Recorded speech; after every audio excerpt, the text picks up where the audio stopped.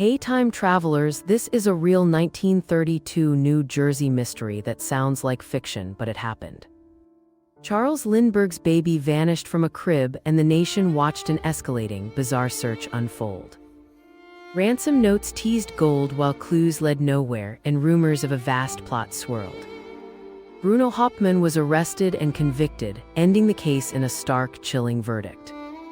Truth beats fiction every time, so like this video for more wild history and subscribe for the next chapter. Stay curious.